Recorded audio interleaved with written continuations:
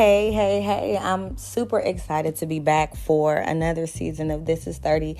And it's exciting because I didn't necessarily give up on it, but it took some poking and prodding from the producer to say, hey, you need to get back on this. And I just really appreciate those of you who reached out to me and asked me about the podcast and when is it coming back, and I really want to hear your insights. So I did not even know that my opinions and thoughts were valued like that, so I appreciate y'all.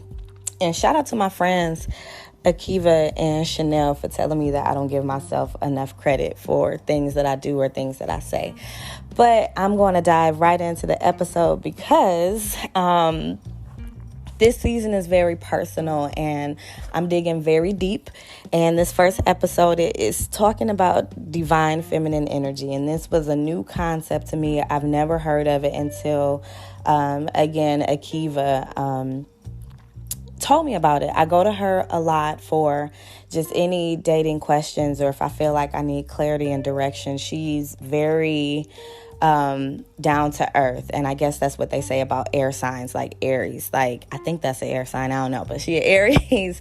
She's really down to earth, very practical, very logical, and can really help me unpack my problems or things that I perceive to be problems the way, that I need to, and to cope with things. So if you remember the first season, I was in a relationship and I was really trying, but I had an issue with control and I had an issue with being dominant. And what she was telling me is that I was just exacting a lot of masculine energy and pouring it into my relationship. And then that it really hindered us because I started almost emasculating the person that I was dating. So I am kind of newer to this concept of energies and crystals and rituals and all of that, just being very spiritual. And some of it definitely makes sense to me, just the way that she broke it down to me.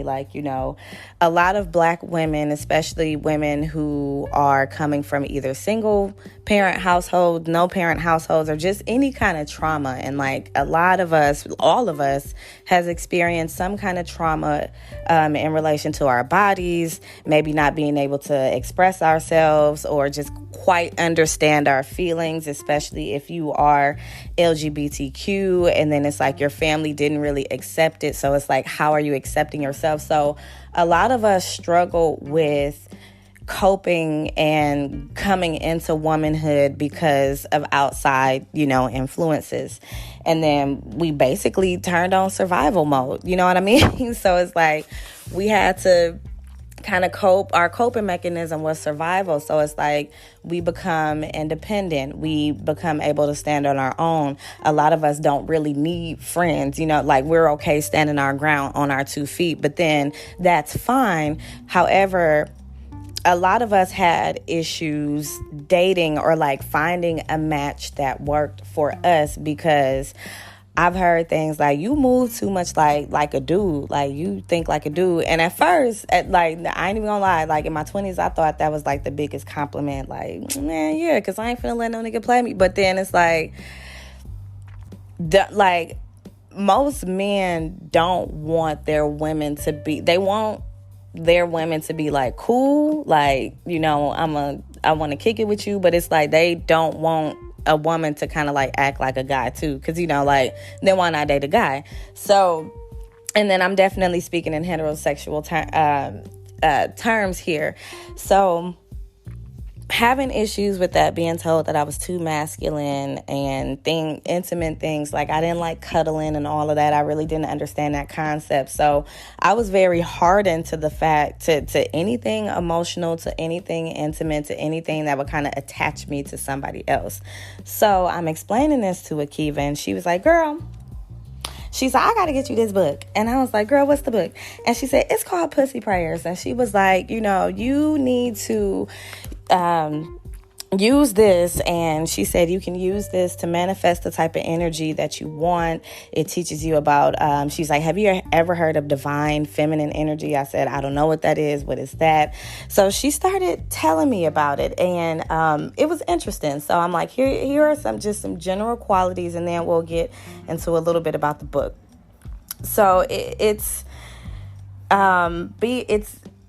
not inherent. It doesn't have anything to do with sex, because we all know that everyone has masculine and feminine qualities. So it's about the balance of both. So while a lot of us are very strong and assertive, we have to also bring in a balance of kind of being nurturing and soft. And a lot of us do that, with motherhood. But when we come to our partners, a lot of us have a hard time breaking those walls down and trusting somebody to be there with us, that it kind of hardened us a little bit, and it's kind of hard to, have the man be the man. Now, I'm going to pause right there, because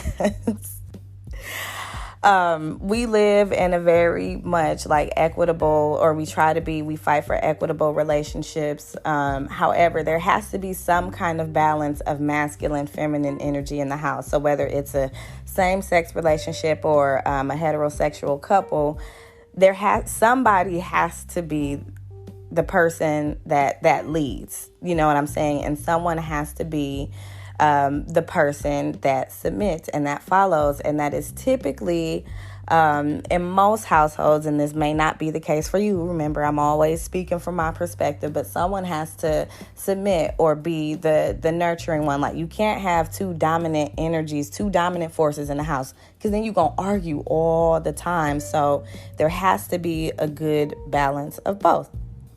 So I'm like, okay, so we know that divine masculine and feminine energy, it exists in all things and all people, and trying to embody that more. So I was having a hot conversation. I was getting my nails done one time with my homegirl, Dahlia, and she was like, you have to kind of get in tune with your body again. She was like, you got to start loving yourself to really kind of hone in that energy. She was like, love and appreciate the things that make you a woman. And she said, get in the mirror, take off all your clothes. She was like, play some music, something that gets you in your zone. And she said, just start telling parts of your body that you love it. And then this book, Pussy Prayers, it also kind of reinforces that statement, that where it's like, you need to get comfortable with your body. Like, there was a point in my life I wasn't even comfortable saying the word pussy. Like, it just made me uncomfortable to say it, because everything is so hypersexualized. So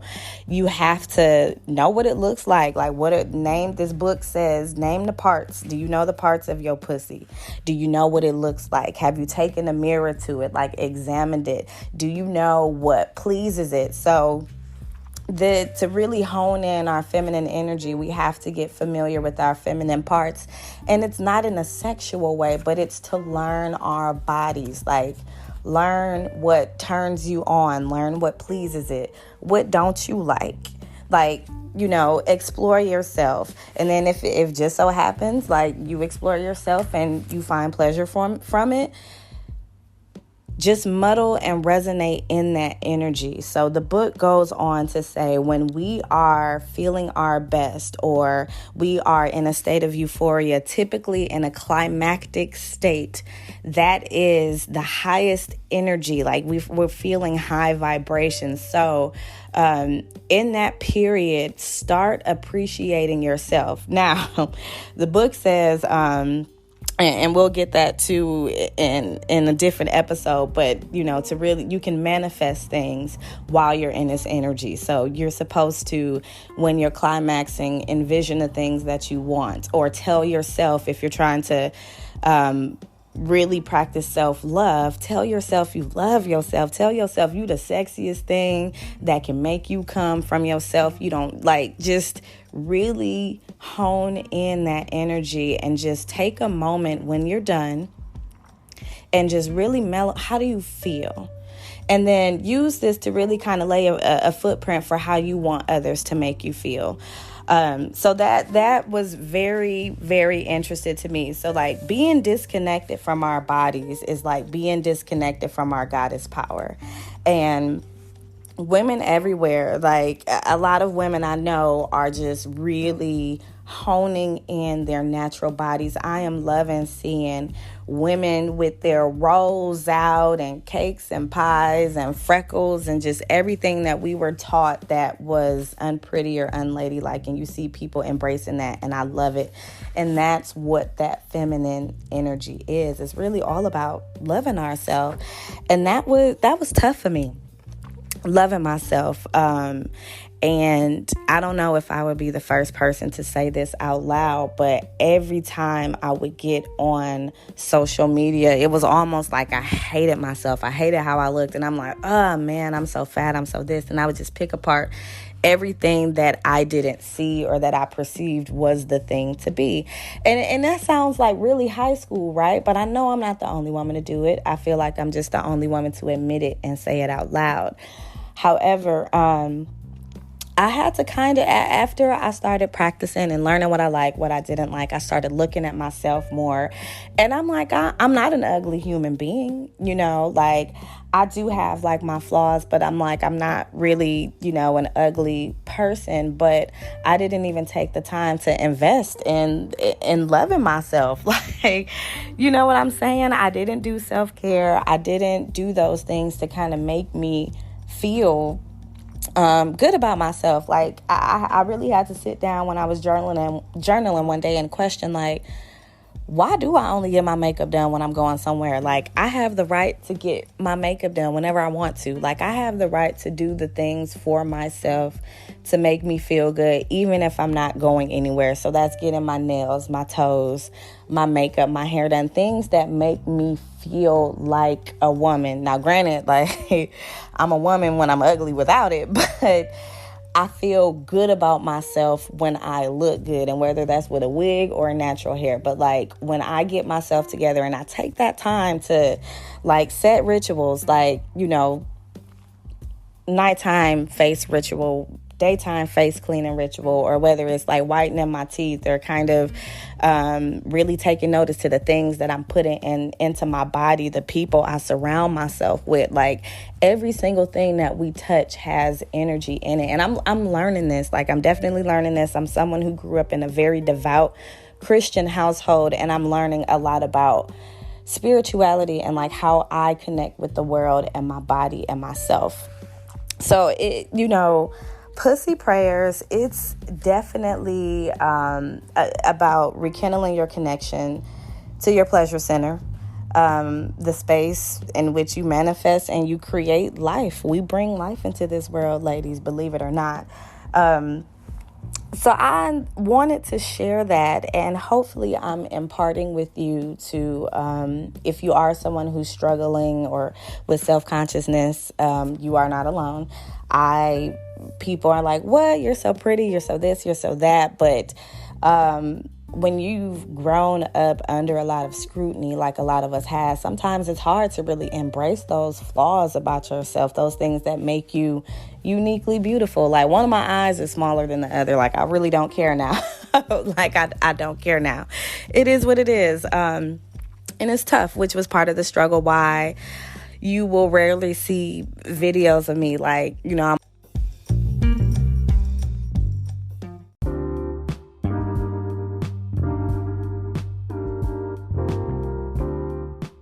And it's mainly because people are just kind of mean. They're really kind of mean when it comes to like, look at her stomach hanging out. Not that's it. And it's just like people are going to talk about you and judge you. Like I have to tell myself that over and over again. People are going to talk about you no matter what you do. You can be doing good and somebody will inbox me or you saying like, well, you should think about doing this.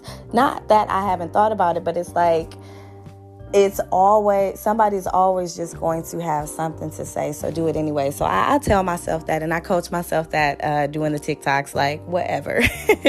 So I'm really hoping that I'm imparting on you that, ladies, like it's it's not a bad thing to hone in more of your feminine energy. That doesn't mean you have to be weak around a man, and submitting doesn't mean that the man tells you what to do, but it is embracing those unique qualities that make you a woman. And you definitely will move different. You'll talk different. Like I move a little bit different now. You know what I'm saying? I'm still somewhat a little shy, but I'm embracing it. Like, I'm definitely embracing my natural self, wearing my natural hair more, like things like that make me me. I'm starting to really love, and I'm starting to embrace, and I'm starting to kind of exude confidence, and it's attracting a different type of man.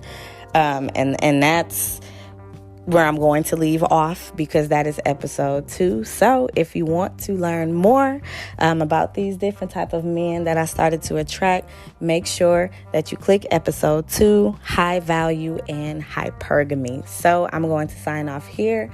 This is 30. Catch you another time.